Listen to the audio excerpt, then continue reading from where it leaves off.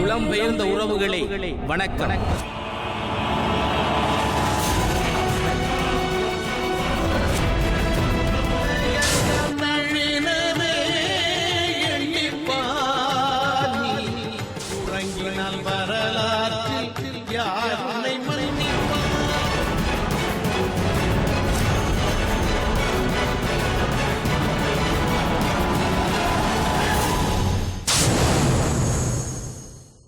ஒளியிழந்த தேசமாய் காட்சி தந்த எம் பூமி இன்று மாறி வருகிறது.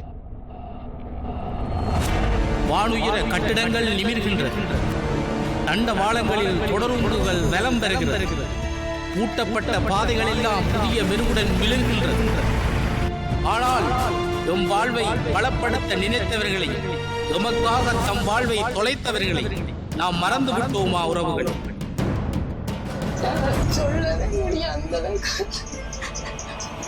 சொல்றேன் சரியா கஷ்டப்படுறேன். காணி ஒரு சொந்தமா ஒரு காணி இல்லாத சரியா கஷ்டப்படுறேன். இந்த நேரம் எங்களை பார்த்துட்டு சலுப்பு அடிச்சவங்க சர தடுத்து விட்டுவாங்க. இப்ப எங்களை பார்த்துட்டு கேவலமாக கைகள் உறவுகளே, உங்களுக்காக, எங்களுக்காக, எம் இனத்திற்காக தம் வாழ்வை தந்தவர்களின் வாழ்வை பலப்படுத்துவோம் வாரி.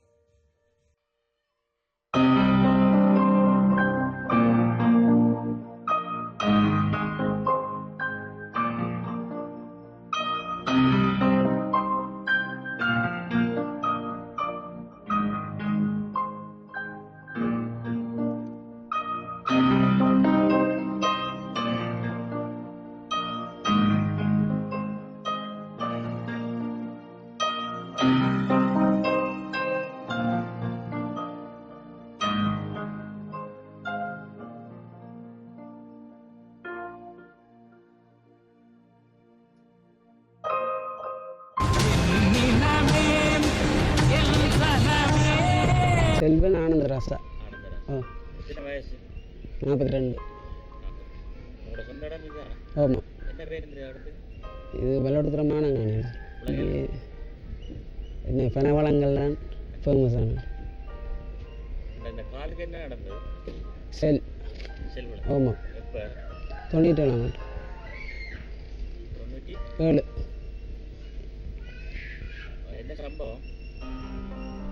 நாங்கள் இடமிருந்து போய் கச்சிலமடலில் இருக்க எங்களோட குடியிருப்பு பக்கத்து செயல்படுந்து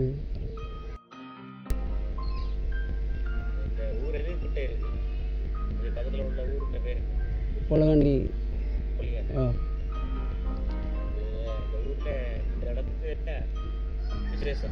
விசேஷமான பனவளம் தான்.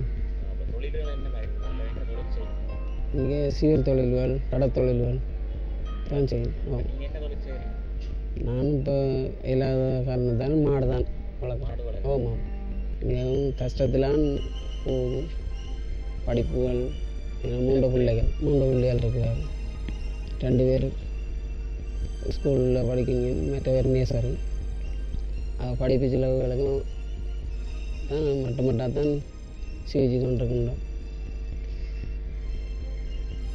சொல்லப்போனால் என்ன அன்றாட தேவைக்கு போதாத காரணமாக இல்லாமலும் இருந்தும் சாப்பிட்டும் சாப்பிடாமலும் தான் போய்கின்றோம்.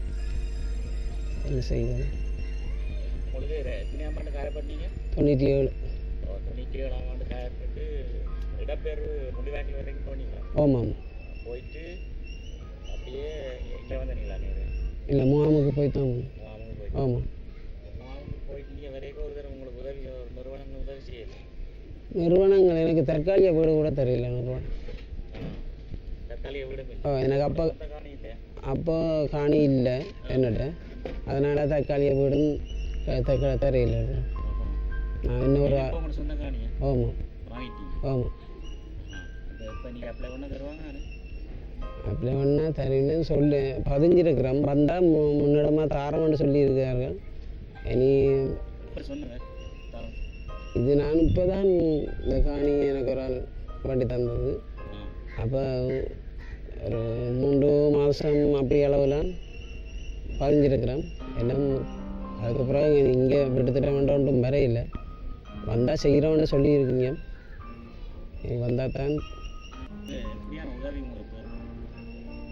எங்களுக்கு உதவியாண்டு எங்களோட தொழில்களை தான். இப்போ நாங்கள் தொழில் செய்து நாங்கள் பாடுபட்டு உழைச்சி தான் நாங்கள் சீவிக்கணும்னு நினைக்கிறோம். மற்றது யாரும் தர காசில் சாப்பிடணுன்ற இதுகள் இல்லை எங்களுக்கு. யாரும் உதவி செய்தால் தொழில் ரீதியாக உதவி செய்கிறதும் தொழிலை எங்களுக்கு அபிவிருத்தி செய்து தரதையும் தான் நாங்கள் எதிர்பார்க்குறோம். மற்றபடி யாரும் காசு தருவார்கள், அவற்ற காசில் நாங்கள் சாப்பிட்டுட்டு நாளைக்கு இன்னும் ஒருத்தர் தருவார்ன்றது எதிர்பார்ப்பில்லை. எங்களால் இயலக்கூடிய கஷ்டத்தை பட்டு தாரதை பிரயோசனப்படுத்தி நாங்களும் எங்களோட பிள்ளை குட்டிகளையும் எங்களோட அயலில் உள்ளவர்களையும் நல்லதுக்கு கொண்டு வரணும்னு தான் எங்களுடைய எண்ணம். எங்களுடைய ஆசையும் அதுதான். அதுக்காகத்தான் நாங்கள் நீண்ட காலம் பாடுபட்டுக்கிறோங்க. எதுவுமே எங்களுக்கு பலனளிப்பதாக தெரியவில்லை. இருந்தும் நம்பிக்கையோடு தான் நாங்கள் செயல்படுறோம். இன்றைக்கு ஒரு நாளைக்கு எங்கள் கொண்டு வர முடிவு வரும். நாங்கள் எங்களோட சொந்த காலில் நிற்போம், நம்பிக்கையோடு வாழுவோம்ன்ற ஒரு எண்ணத்தோடு இன்றைக்கு நாங்கள் நம்பிக்கையாக தான் வாழ்கிறோம். யார்கிட்டையும் போய் என்னால் வாழ முடியாது, என்ற குடும்பத்தை பார்க்க முடியலை என்று நாங்கள் இது வரைக்கும் போகவில்லை. அப்படி போகிறதும் அழகில்லை. ஏன்னு சொன்னால் நாங்கள் அப்படி ஆன இடங்களிலே வளரவில்லை. எங்களோட நம்பிக்கையை பலப்படுத்தினவர்கள் இன்றைக்கு என்ன மாதிரியோ தெரியாது எங்களுக்கு. ஆனால் அவர்களின் நம்பிக்கையை நாங்கள் வீணாக்க மாட்டோம். எங்களோட உறுதி மூச்சு உள்ள வரைக்கும் நாங்கள் உறுதியாக தான் இருப்போம். எங்களோட காலில் நிற்கணும் என்ற உறுதியோடு இருக்கின்றோம். தமிழ் உறவுகள் அனைவருக்கும் வணக்கம். 3 தசாப்த கால போர் இந்த மண்ணில் ஏராளமான எண்ணுக்கணக்கில்லாத அங்கவீனர்களையும் கைம்பெண்களையும் நடமாட விட்டிருக்கின்றது. எங்களுக்காக போராடிய போராளிகள் இன்று யாராலும் கவனிக்கப்படாத ஒரு சமூகமாக மாறிக்கொண்டிருக்கின்றார்கள். இந்த அவல நிலை பொருளாதார ரீதியாகவும் சமூக ரீதியாகவும் பல்வேறு வகையான தாக்கங்களை ஏற்படுத்தி வருகின்றது. இந்த பொருளாதார ரீதியான சமூக ரீதியான பாதிப்புகளில் இருந்து எங்களுடைய இந்த உறவுகளை பாதுகாக்க வேண்டிய பாரிய கடப்பாடு எங்களுக்கு இருக்கின்றது. குறிப்பாக வடக்கு மாகாண சபைக்கு பாரிய பொறுப்பு இருக்கின்றது. ஆனால் மத்திய அரசாங்கத்தால் ஒதுக்கப்படுகின்ற நிதியானது வளமையான அபிவிருத்தி வேலை திட்டங்களுக்கு பற்றாக்குறைவாக இருக்கின்ற பொழுது இத்தகைய வேலைகளுக்கான உதவிகளை செய்வதில் எங்களுக்கு பாரிய பின்னடைவை எதிர்நோக்க வேண்டிய நிலை உருவாகியுள்ளது. போராட்ட காலத்தில் வாரி வழங்கிய எங்களுடைய உறவுகள்தான் எங்களுடைய மண்ணில் இருக்கக்கூடிய பாதிக்கப்பட்ட உறவுகளுக்கும் மீளவும் உதவ வேண்டிய நிலையில் இருக்கின்றார்கள். ஆகவே அந்த வகையில் மீண்டும் எங்களுடைய மண்ணை நோக்கி உங்களுடைய கரங்கள் நீள வேண்டும் என்று சொல்லி நாங்கள் எதிர்பார்க்கின்றோம். எங்களுடைய அமைச்சை பொறுத்த வரையில் வடமாகாண விவசாய அமைச்சுக்குட்பட்ட விவசாய திணைக்களங்களுக்கூடாகவும் கால்நடை அபிவிருத்தி உற்பத்தி திணைக்களங்களுக்கூடாகவும் நாங்கள் பாதிக்கப்பட்ட மக்களினுடைய வாழ்வாதாரங்களை மேம்படுத்துவதற்கான பல்வேறு வகையான வேலை திட்டங்களை முன்னெடுத்திருக்கின்றோம். ஏற்கனவே வெளிநாடுகளில் வாழுகின்ற எங்களுடைய ஈழத்தமிழ் உறவுகள் இத்தகைய வேலைகளில் ஈடுபட்டு கொண்டிருக்கின்றார்கள். நான் ஒரு குறிப்பிட்ட ஒரு உதாரணத்தை சொல்லுவதாக இருந்தால், லண்டனில் வாழுகின்ற ஒரு ஈழத்தமிழ் அன்பர் குறிக்கப்பட்ட மாத தகர் என்கின்றதை நாங்கள் பயன்படுத்தி கொண்டிருக்கின்றோம். இப்படி பல்வேறு வகையான வேலை திட்டங்களுக்கு உங்களுடைய உதவி எங்களுக்கு. உலக தமிழ்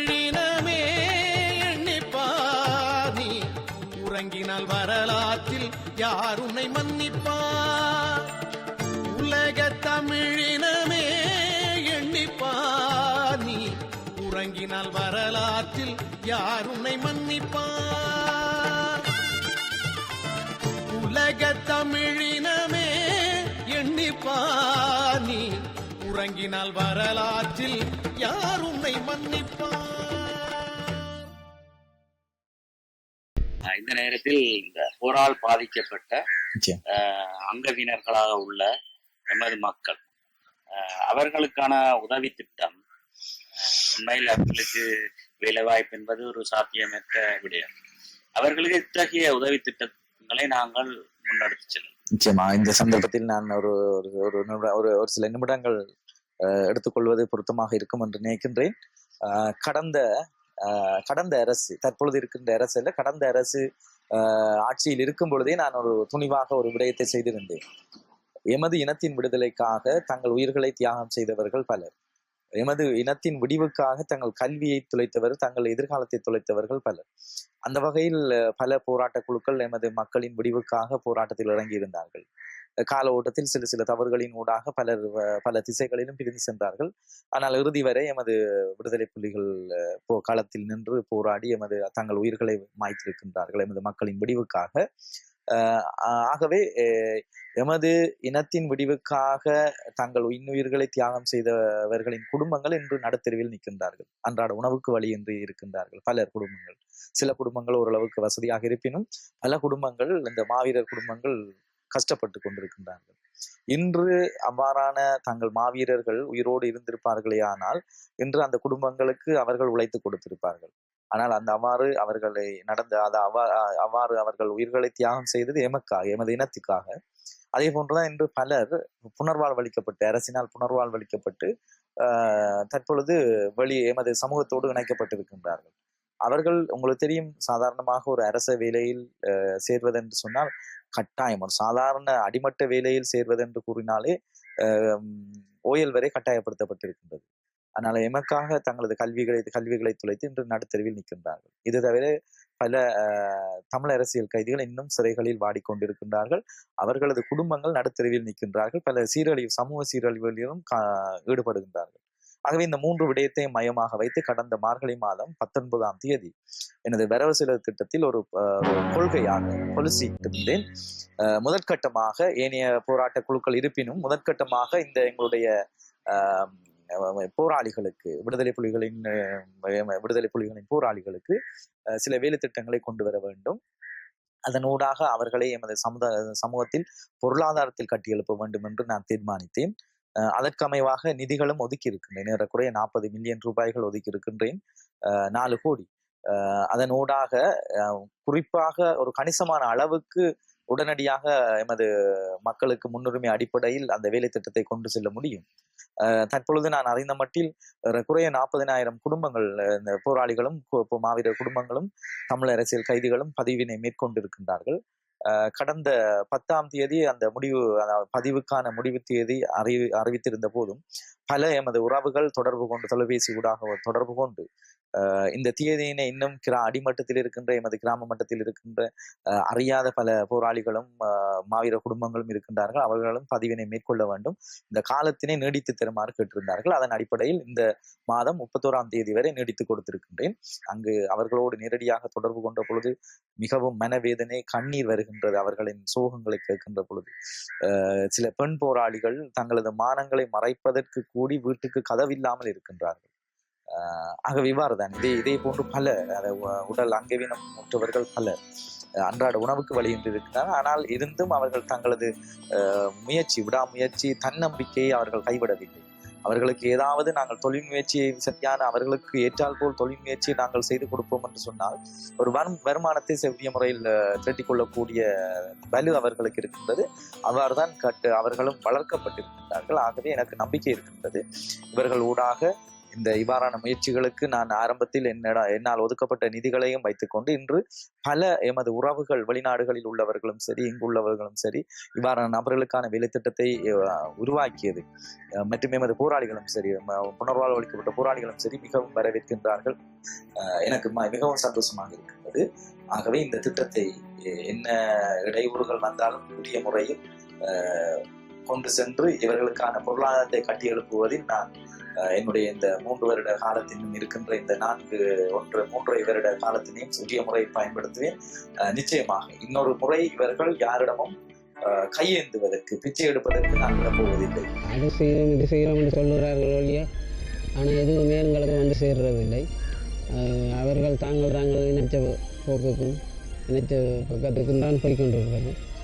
இதுகள் வந்து நேரடியாக அவர்களுக்கு போய் சேரக்கூடியது மாதிரி இதை செய்ய வேண்டும் என்று தான் எங்களுடைய ஆவா. என்னை போல் நிறைய பேர் இருக்கின்றது. எங்களை எல்லாரையும் இன்றைக்கு வேறமே திரும்பி பார்க்குற நிலைமையில் இல்லை. எல்லோருமே எங்களை கைவிட்டுட்டு ஏனோ தானோன்று தான் வாழுகிறார்கள். சில உதவிகள் வந்து நேரடியாக எங்களுக்கு வந்து கிடைக்கப்படுறதில்லை. வேறு இப்போ அடுத்த நிச்சயம் என்று சொன்னால் எங்களால் இயலக்கூடிய அளவுக்கு நாங்களும் எங்களோட சமுதாயத்தையும் சிறந்த முறையில் பண்போடும் ஒழுக்க வழக்கத்தோடும் வளர்க்கணுன்றது தான் எங்களோட குறிக்கோள். அதற்காக நான் மட்டும் நல்லா இருக்கணும், நான் மட்டும் பழக்க வழக்கத்தில் எனது சமுதாயம் எங்களோட தமிழினம் எங்களோட சீர்கேட எல்லாத்தையும் தடுத்து நிறுத்தி நாங்கள் நிறைவாக எல்லோரும் ஒற்றுமையாக வாழணுன்றதான் இந்த பிள்ளைகளுடைய எதிர்காலம் என்னை பொறுத்தவரையில் நான் என்னை விட அவர்களை ஒரு திறமசாலிகளாக ஆக்கி என்னை விட இந்த ஊருக்கு அவர்களால் எவ்வளவு செய்யணுமோ அவ்வளவுக்கு செய்யணுமன்றதை தான் நான் விரும்புகிறேன். என்ன மட்டும் பார்க்கணும் இல்லை.